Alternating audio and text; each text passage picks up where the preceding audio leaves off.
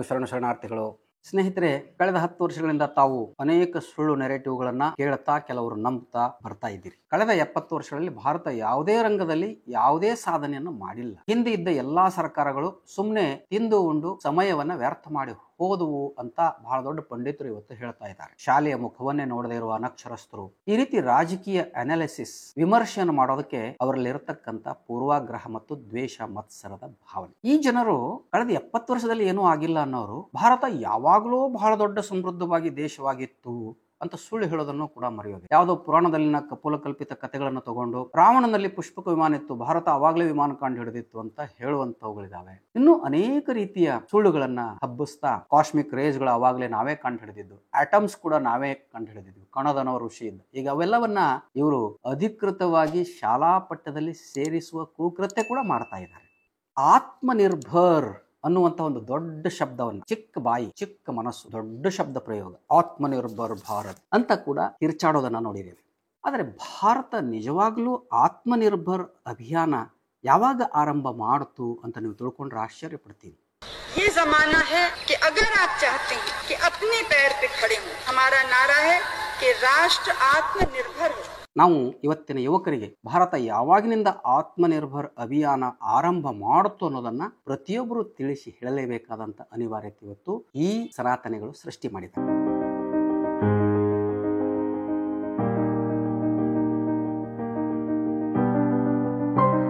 ನಮ್ಮಲ್ಲಿ 1954ರಲ್ಲಿ steel authority of India SAIL ಅನ್ನುವಂತ ಕಂಪನಿ ಸ್ಥಾಪನೆ ಆಗ್ತದೆ ನೆಹರು ಅವರ ಮುಖಂಡತ್ವದಲ್ಲಿ. ಆಗ ಸ್ಟೀಲ್ ಉತ್ಪಾದನೆಯಲ್ಲಿ ಭಾರತ ಸ್ವಾವಲಂಬನೆಯ ಸಾಧಿಸುವ ಮಾರ್ಗದಲ್ಲಿ ಹೆಜ್ಜೆ ಇಡೋದು 1954ನಲ್ಲಿ ಆತ್ಮನಿರ್ಭರ್. ಇದು ನಿಜವಾದ ಆತ್ಮನಿರ್ಭರದ ಶಂಕುಸ್ಥಾಪನೆ ಅಡಿಗಲ್ಲು. ಮುಂದೆ ದೇಶದಲ್ಲಿ ಐಐಟಿಗಳು, ಉನ್ನತ ಶಿಕ್ಷಣ, ತಾಂತ್ರಿಕ ಶಿಕ್ಷಣದಲ್ಲಿ ಉನ್ನತ ಶಿಕ್ಷಣ ಸಂಸ್ಥೆಗಳನ್ನು ಪ್ರಾರಂಭಿಸುವ ಕೆಲಸ ಆರಂಭ ಆಗ್ತದೆ. ದೇಶದ ವಿವಿಧ ಭಾಗಗಳಲ್ಲಿ ಅನೇಕ ಐಐಟಿಗಳು, ಇಂಡಿಯನ್ ಇನ್ಸ್ಟಿಟ್ಯೂಟ್ ಆಫ್ ಸೈನ್ಸ್ ಇವೆಲ್ಲವೂ ಕಾರ್ಯಾರಂಭ ಮಾಡ್ತವೆ.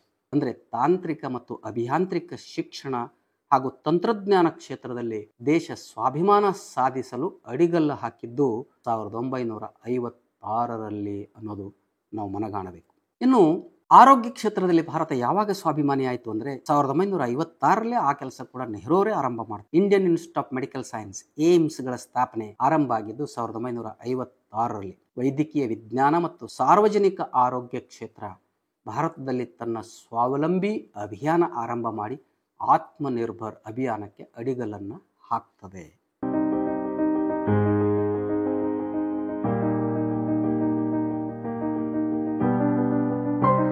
ಇನ್ನು ರಕ್ಷಣಾ ತಂತ್ರಜ್ಞಾನ ಕ್ಷೇತ್ರದಲ್ಲಿ ದೇಶ ಸ್ವಾವಲಂಬಿಯಾಗಿದ್ದು 1958ರಲ್ಲಿ DRDO ಸಂಸ್ಥೆ ಸ್ಥಾಪಿಸಿದನಾಗಿಂದ. DRDO, defence research and development organisation, ರಕ್ಷಣಾ ಸಂಶೋಧನೆ ಮತ್ತು ಅಭಿವೃದ್ಧಿ ಸಂಸ್ಥೆ.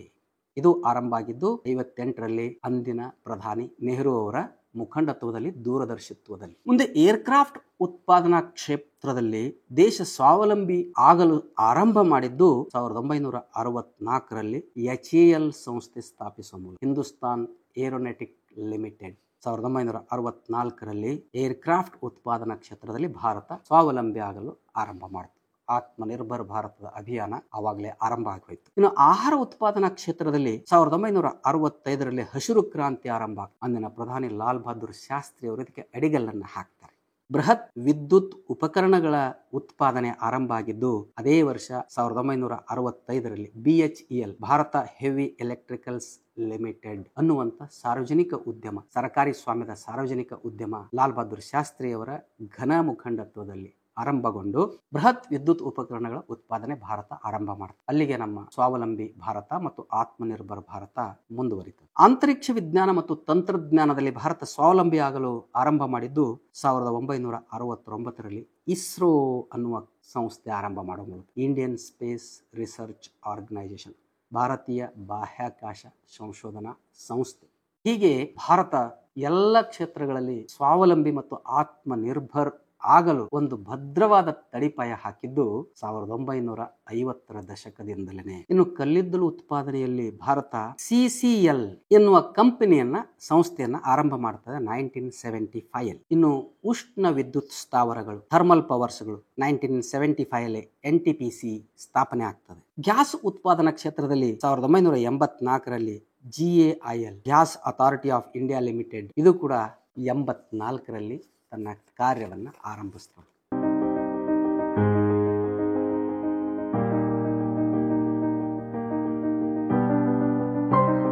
ಮಾಹಿತಿ ತಂತ್ರಜ್ಞಾನದಲ್ಲಿ ಇವತ್ತು ಜಗತ್ತಿನಲ್ಲಿ ಭಾರತ ಬಹಳ ದೊಡ್ಡ ನಾಯಕ ಆಗಿರೋದು ಅದರ ಕಾರ್ಯಾರಂಭ 1990ರಲ್ಲಿ ಸಾಫ್ಟ್ವೇರ್ ಪಾರ್ಕ್ಗಳ ಸ್ಥಾಪನೆ. ಬಹಳ ದೂರದೃಷ್ಟಿಯುಳ್ಳ ಯುವ ನಾಯಕ ರಾಜೀವ್ ಗಾಂಧಿ ಅವರು 90ರಲ್ಲಿ ಅಕಸ್ಮಾತ್ ಆಗಿ ತಮ್ಮ ತಾಯಿಯ ಸಾವಿನ ನಂತರ ಪ್ರಧಾನಿಯಾದಾಗ ಅವರು ಮಾಹಿತಿ ತಂತ್ರಜ್ಞಾನ, ದೂರ ಸಂಪರ್ಕ ಇವೆಲ್ಲ ಕ್ಷೇತ್ರಗಳಲ್ಲಿ ಬಹಳ ದೊಡ್ಡ ಕ್ರಾಂತಿಯನ್ನು ಮಾಡ್ತಾರೆ. ಭಾರತಕ್ಕೆ ಕಂಪ್ಯೂಟರ್ಗಳ ಇಂಟ್ರೊಡಕ್ಷನ್ ಪರಿಚಯ ಕೂಡ ಅವರ ಕಾಲದಲ್ಲಿ ಹೆಚ್ಚಿನ ಮಟ್ಟದಲ್ಲಿ ಆಗ್ತದೆ. ಈ ಪಟ್ಟಿ ಬಹಳ ದೊಡ್ಡದಿದೆ. ಅಂದ್ರೆ 2020ರಲ್ಲಿ ಏನಾಯ್ತು ನಾವು ಇದನ್ನ ತಿಳ್ಕೊಳ್ಬೇಕು. 54ರಲ್ಲಿ ಆರಂಭಗೊಂಡಂತಹ ಭಾರತ ಸ್ವಾಭಿಮಾನಿಯಾಗಿ ಬದುಕಲು ಏನು ಒಂದು ಭದ್ರವಾದ ತಳಪಾಯ ನಮ್ಮ ಹಿರಿಯರ ಹಾಕಿ ಹೋದರು. ಆತ್ಮನಿರ್ಭರ್ ಭಾರತದ ಅಭಿಯಾನ 1950ರ ದಶಕದಲ್ಲಿ ಆರಂಭವಾಯಿತು. ಅದನ್ನ ನುಚ್ಚುನೂರು ಮಾಡತಕ್ಕಂಥ ಭಾರತವನ್ನ ಭಿಕ್ಷಾ ದೇಶವಾಗಿ ಮಾಡತಕ್ಕಂಥ ಕೆಲಸ 2014ರಲ್ಲಿ ಮತ್ತೆ ಆರಂಭಗೊಂಡಿತು ಅನ್ನೋದು ನಾವು ತಿಳ್ಕೊಳ್ಬೇಕು. 2020ರ ಹೊತ್ತಿಗೆ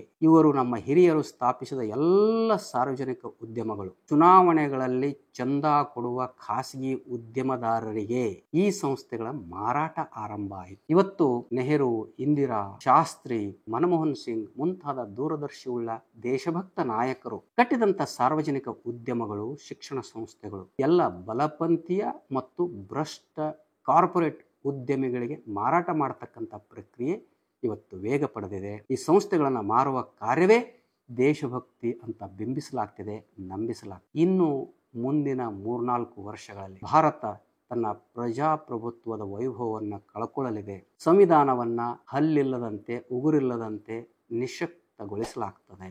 ಇಲ್ಲಿನ ಎಲ್ಲ ಸರ್ಕಾರಿ ಸಂಸ್ಥೆಗಳು ಖಾಸಗಿ ಕಾರ್ಪೊರೇಟ್ ಕಳ್ಳೋದ್ಯಮಿಗಳ ಪಾಲಾಗ್ತವೆ. ಭಾರತೀಯ ಮೂಲ ನಿವಾಸಿಗಳ ಬಾಳು ನರಕ ಆಗ್ತದೆ ಅನ್ನುವಂಥದ್ದನ್ನು ನಾವು ತಿಳ್ಕೊಳ್ಳದೆ ಹೋದರೆ ಅಪಾಯ ಕಟ್ಟಿಟ್ಟ ಬುತ್ತಿ. ಶರಣು ಶರಣಾರ್ಥಿ.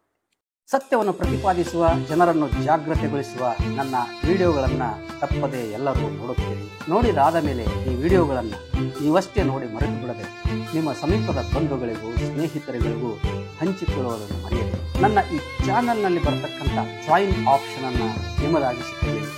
ಈ ಚಾನಲ್ಗೆ ಸದಸ್ಯರಾಗುವ ಮೂಲಕ ಚಾನಲನ್ನು ಬಲಪಡಿಸುವ ಕಾರ್ಯ ನೀವು ಮಾಡ್ತಾ ಹೋದರೆ ನಾನು ಕೂಡ ಅನೇಕ ನಿಗೂಢವಾಗಿ ಮರೆಯಾದ ವಿಷಯಗಳು ತಮ್ಮೆದುರುಗಡೆ ಇಡ್ತಾ ಹೋಗ್ತೇನೆ. ಎಲ್ಲರಿಗೂ ಶರಣು.